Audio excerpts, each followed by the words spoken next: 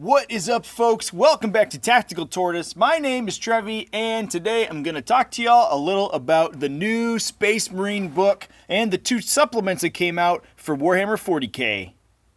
First off, a quick apology. I am still on my phone, unfortunately. My laptop with all its fancy editing and video recording equipment is still being repaired. Hopefully I'll have that soon. So if this video sucks, I apologize, and thanks for watching anyway. So obviously I haven't been playing 40k 8th edition for too long. I only started about 3 months ago playing Tyranids, but I have been doing pretty well with my Tyranids. I've had a winning record at most of the events I've been to, including Nova Open last weekend, and I've gone undefeated in a couple events as well. Well, I really enjoy playing Tyranids. The playstyle really speaks to me. They have a lot of movement, tricks, and shenanigans, and very fast speeds that really let you put yourself in a position of strength versus your opponent. They do have some bad matchups that aren't particularly fun to play, and Marines don't seem so black and white in that respect. The new book and the supplements also have a lot of really interesting stratagems and abilities they can use to sort of recreate a similar playstyle, using a lot of movement and a lot of positioning to gain particular advantages over your opponent, and that's making them really exciting for me. But anyway, enough of that little intro. Let's talk about what I like in the new Space Marine book. Now, most of this stuff has been done to death all over the place. You can find a million people to just read out all of the strats and stuff in the new books. So I'm not going to do that, but I will talk about some strats that I don't think have been highlighted quite as much, and that I'm really excited to play with. First off, I want to talk a little bit about Scout Bikes, specifically on White Scars. Now, I don't know if these guys kept the same rules as they did back from the previous codexes, but they seem to be able to put out a sort of enormous amount of firepower for not that much investment. Why we didn't see these guys backing up Guilliman gun lines to clear screens and go out and grab objectives, I'm not sure. In the past, they seemed like they would have been awesome, but now they have access to combat doctrines and all sorts of other abilities. They're going to be absolutely insane. First off, they have 2 bolters stapled together in their little twin bolters, and because of the bolter discipline rule, they can shoot each of those 2 times for a total of 4 shots. Plus, for some reason, every model of the unit comes stock with a combat shotgun, which is 2 more strength 4 shots or potentially strength 5 shots if they are up close and personal with you. So each model in the unit is going to shoot 6 times, strength 4, probably -1 to hit if we're turn 2 or onwards and they're in a tactical doctrine. Additionally, with White Scars, the stratagem to move and shoot after advancing, they can move 22 inches and get those full shots on you, so potentially getting that strength 5 with the shotguns after they get up super close to you. One question I had about that, which was a little confusing, is that normally with assault weapons like the combat shotguns are, you would be -1 to hit after advancing. The stratagem doesn't stop you from getting the -1 to hit, so I assume that you'd still be -1 with the shotgun specifically, but with the other weapons you'd probably shoot at full ballistic skill. I'm not 100% sure on that. It's a little weird. Additionally, on top of that, you can use the Skilled Rider stratagem out of the Space Marine book to give them a 3+ invulnerable save if they advance against shooting attacks. And then there's another stratagem as well out of White Scars to give them -1 to hit against shooting attacks as well. A little fun thing is that the invulnerable save from Skilled Riders it's just against ranged attacks. It doesn't say that they have to be ranged attacks during your opponent's shooting phase. So if you charge in to melee after they advance, because they are White Scars, so they're going to be able to do that, they will get that 3+ invulnerable save against the Overwatch. I know there is a psychic power in White Scars to ignore Overwatch with the unit, but maybe you don't get that off, maybe it gets denied, who knows what happens. And they do still have that 3+ invuln. If you can't wrap any units or trap them in combat or anything like that, those benefits are still going to last until your next turn. So even if your opponent falls back and starts shooting at you, you're still going to be -1 to hit with that 3+ invulnerable save. And if you end up sticking in combat until your turn, if you trap a unit and just stick them there and hang out with their screen for a while and don't get shot at, you can use cluster mines to deal additional damage when you fall back and then charge again because you are White Scars, and you can do that because it's really cool.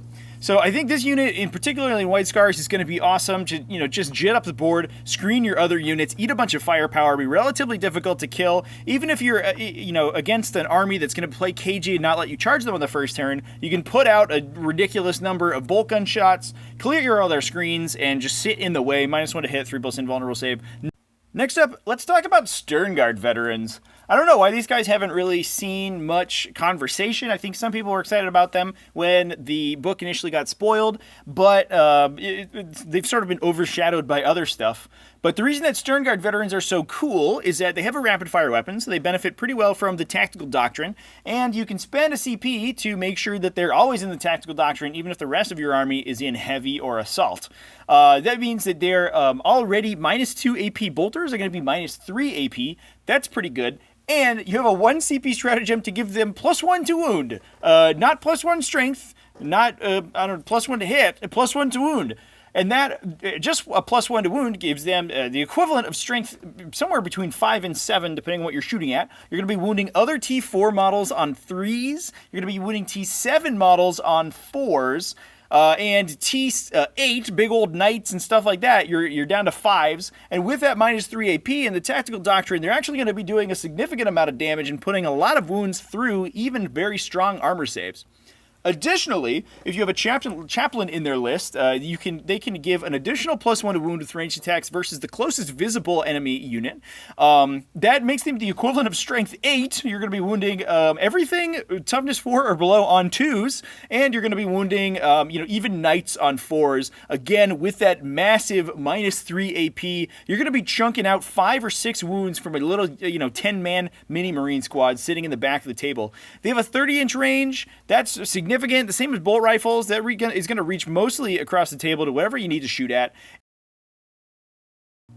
Next up, I'd like to talk about a stratagem that I haven't really heard anybody talk about, even though I think it's really cool and might have some pretty hefty implications in how the army plays in the future, and that is Gene-wrought might. If you don't know, because you probably looked at this as another weird filler stratagem and kind of glossed over it, Gene-wrought might lets your wound rolls of 6 in the fight phase with a Primaris unit automatically wound. So they bypass the wound roll and they just go right through. Now, initially, I looked at this stratagem as kind of a useful utility stratagem for when your Primaris units get locked in combat with a toughness 8 enemy. For example, a knight.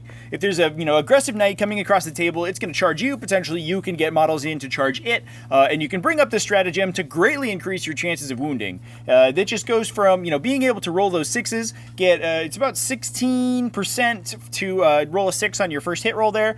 Those wounds will automatically wound. You won't have to go through the wound roll process and roll another 6 again, and with all of your other 3+ that you get to hit, you can roll that 6 to wound on those as well. Now, where this gets really cool is if you have a source of rerolls to hit.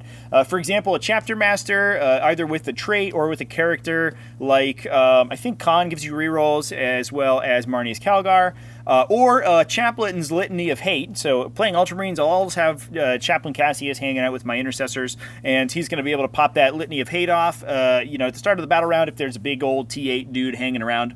And those specify that you can reroll any rolls to hit, which means that you can pop that Gene-wrought might, roll all of your hit rolls. If you're unit of 10 intercessors, you're rolling 30 attacks, potentially 40 if they're veteran intercessors, and you can reroll any hits that aren't 6s.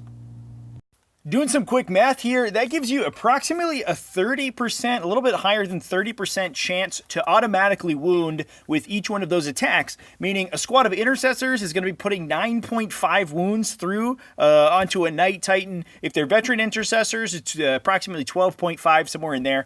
Now, obviously, they will still get a save against this, and you are just punching them with your fists, so you're not going to be, there's no AP or anything. If you are on the Assault Doctrine, then it is -1, but that is a lot of damage for a knight to take from a strength 4 unit that they weren't expecting really to, take any damage from in melee. Where this gets really cool is with the new Incursor unit. They have paired combat blades. It's a new melee weapon, and it gives 6s to hit automatically generate an additional hit. And per the new FAQ, any additional hits that are generated are counted as having the same number rolled as the initial dice, which means those 6s are going to be generating 2 automatic wounds for each 1/6 that you roll.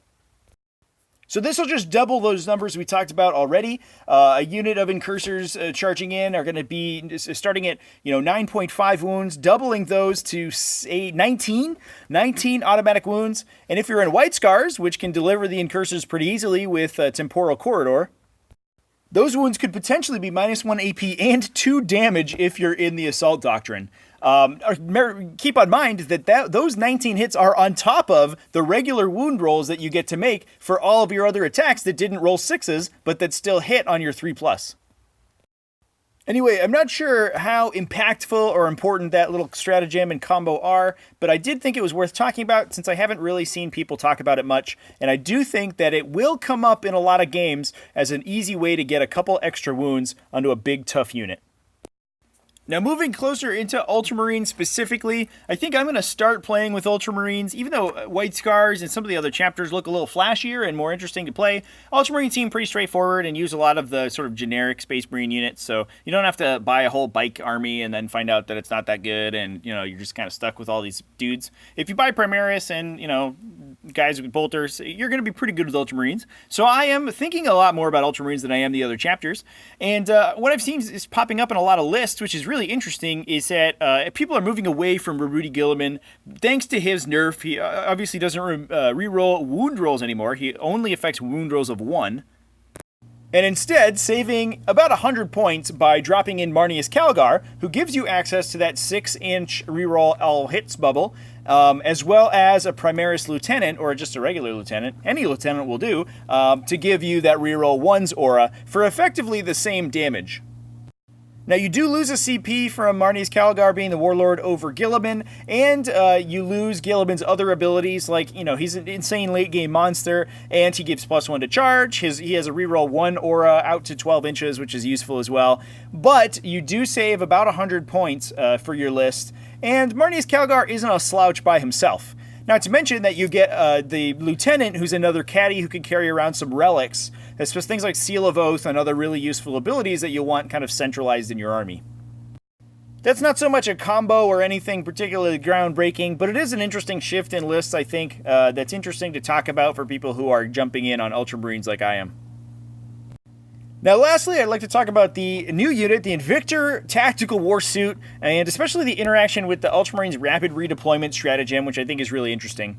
Now, coming from Tyranids, an Invictor Warsuit is like this ridiculous godlike gun platform of absolute carnage. It shoots 15 times, which is, more than basically the entirety of High Fleet Leviathan put together, and it's really super cool. Now, additionally, it has the ability to deploy essentially anywhere you want on the table, meaning that with rapid redeployment, you can determine who's going first. Then, if you've deployed defensively, which is typically what I'll do, even in a mission where we'll deploy our whole army, my opponent still has the chance to seize, and that lets me see if my opponent seizes or wins the roll to go first naturally, and then decide my final deployment from there. With Invictor specifically, that forces my opponent to be able to screen their important units, especially things like tanks and models that are going to be very susceptible to that big old 3 damage fist that those guys are carrying around. They have to screen them incredibly aggressively to stop me from just deploying my Invictor, 9 inches off their deployment zone, walking 10 inches forward, right up next to their screen, blowing it all away with stubbers and with the massive number of bolters that a Space Marine army is going to have. Things like scouts, just random troops units, are going to be able to kill 4 or 5 guardsmen or other screening models, per shooting phase, just naturally. So you're going to be able to blow away screens really easily and get those Invictors into models like tank commanders, dreadnoughts, models that are going to be shooting you to pieces from far away. Now, on top of that, The tactical warsuits come with sort of a plethora of long-range guns, so if you do lose that roll to go first and don't want to stick your warsuits right up in the middle of the opponent's army where they're going to get shot to death and or like punched with power fists and stuff and die, you can just deploy them back into your little castle, potentially hide them out of line of sight or, you know, wherever you want to put them, and they're going to be shooting 6 autocannon shots apiece. That's like the equivalent firepower to a Predator, probably more because they have the other extra secondary guns. And then with damage buffs like the Seal of Oath and with rerolls from Lieutenant and Marnius Calgar, they're going to be able to sit back and just drop shots downrange all day long without much of a reduction in their ability to shoot. Now that's the kind of flexibility that makes me really excited to play Space Marines and the tactical warsuit in general. Regardless of the matchup, it's going to have something to do, whether that's deploying aggressively and putting pressure on your opponent, or just sitting back and shooting with its big old autocannons. Before we move on, Ultramarines have one more sort of micro synergy that's probably doesn't come up very often, but it might be useful, so it's one to keep in mind during your games, and that is their martial precision stratagem. That lets you, pick one attack that you make with a ranged weapon that phase, and you automatically hit with it. You can use that alongside a couple of the stratagems that deal mortal wounds after successful shots. So those being Flak Missile and Hellfire Shell from Heavy Bolter. And so essentially by spending 2 CP, you can automatically generate a smite on something. And the Flak Missile has an innate +1 to hit, so it's typically with rerolls almost automatically hitting anyway. So you can deal 2d3 damage to a flyer or a flying vehicle or something like that that might be tough to take down otherwise. It's not a huge deal, but I think it's worth talking about. Now, before I wrap up the video, I want to talk about the list that I made to start out playing Space Marines. Obviously, I haven't actually really played many games with the faction yet, but I'm excited to jump in, and I wanted to share this list because I think it's a pretty good generalist list. I made it so that it would use a lot of sort of the new player-friendly models, including a lot of the Shadow Spear models and the new releases, and incorporated a lot of the combos that we talked about in the video. So on the whole, the list is 2 Battalion detachments as well as a Vanguard detachment. It has a lot of individual drops, so it has a high deployment count, which means that you probably won't be getting the +1 to go first, but you'll be able to control deployments a lot and hold where your castle deploys until late in the deployment phase. All told, it has the 1st Battalion detachment with a Smash Captain, so Captain with a Thunderhammer Storm Shield. I usually give him the Imperium Sword Warlord trait for +1 strength, +1 attack to make that Thunderhammer strength 10, and make the Thunderhammer a relic weapon to give it +1 damage. The 2nd Battalion has Marnius Calgar as well as a Lieutenant. This could either be a Primaris Lieutenant or a Standard Lieutenant with a couple more interesting weapon options. I think I'm leaning towards the Standard Lieutenant because he can take a similar amount of firepower but be a little better in melee for actually less points for some reason. And troops in that detachment, I also have 2 Infiltrator squads as well as an Intercessor squad, a 10-man Intercessor squad, all with bolt rifles. That's to take advantage of the rapid fire stratagem because they're going to be so good at moving and shooting with the Scions of Guilliman ability that Ultramarines will get. They're going to be able to make use of that ability every turn. You have a ton of extra CPs in this list, and it's not really 2 CPs a turn to make these guys better is not much of an investment. And 4 -1 or -2 bolt rifle shots from each model is just a withering amount of firepower that's good against screens. It's good against light vehicles. They're basically good at shooting whatever. The Infiltrators are mostly in there to protect you from deep striking enemies, especially like Genestealer cults and orcs, both of which are pretty popular and you're going to be playing against a lot. They also can deal a reasonable amount of damage with, just shooting. Their special rule to auto wound on 6s with their bolters is actually pretty relevant and gets a lot of chip damage into units that you wouldn't really expect. In that detachment are also Chief Librarian Tigurius, as well as 3 scout squads to make up the troops, and 3 units of suppressors, the autocannon jump pack troops, in order to add some heavy fire support. Lastly, the Vanguard detachment in there is mostly in there to fit all of my tactical warsuits. It's led by Chaplain Cassius, who is usually going to be giving the +1 to hit and +1 to wound litanies every round. But the interesting thing about the litanies is that, like psychic powers, you can pick them depending on the matchup. So he's going to have some flexibility in there. And for 85 points for a guy who's actually, not too bad at fighting himself, he does have a combi flamer, so he can shoot pretty well. He can fight okay. He's really sort of a bargain for a support character. That detachment also has 3 Invictor warsuits with the twin iron hail autocannons for the reasons that I talked about earlier in the video. And last but not least, a Sternguard veteran squad, full 10-man, all with special issue bolt guns, to sit there, take advantage of that +1 to wound roll. They are good at shooting literally anything in the game, and they can typically wound it pretty well. And with -3 AP, they can put damage on vehicles, they can put damage on infantry. Anyway, this is the list that I'm going to start with, and I am excited to document my journey with Space Marines on the channel. I'm going to be getting some practice games in this coming week, and hopefully making some battle reports about those, as well as playing in a grand tournament that a local store is putting on at the end of the week that I'll be sort of cutting my teeth on with the faction as well. If you guys are interested in that content, go ahead and, like the video, subscribe, do all the YouTube stuff, and I'll definitely be making more videos about my Space Marine army, and hopefully you can learn from all the mistakes that I make so that, you can be better than me and win all your Space Marine games. Anyway, I hope you guys enjoyed the video. Thank you guys for watching this far in, and have an awesome day.